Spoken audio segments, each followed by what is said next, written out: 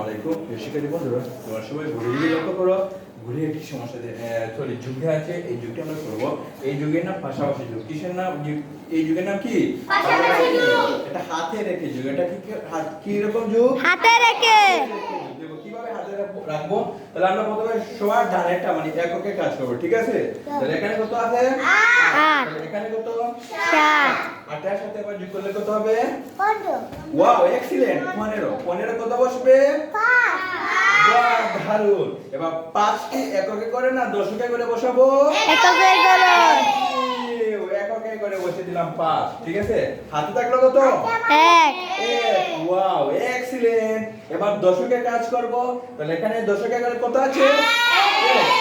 এই দশকে করে কত আছে? 4। 4 এর সাথে 1 যোগ করলে কত হবে? 5। ও যে হাতের এক ছিল, তাহলে এবার তো 5 এর সাথে আরো হাতের এক যোগ করলে কত হবে? 6। ওয়াও, দারুণ, এক্সিলেন্ট। তাহলে 14 5 65। উত্তর কত হবে? 65। হ্যাঁ, ধন্যবাদ তোমাদের। তাহলে 10 5 65। হ্যাঁ, এটি হবে আমার কাঙ্ক্ষিত উত্তর। বুঝতে পারছো তোমরা সবাই? ধন্যবাদ তোমাদের সবাইকে, অনেক অনেক ধন্যবাদ।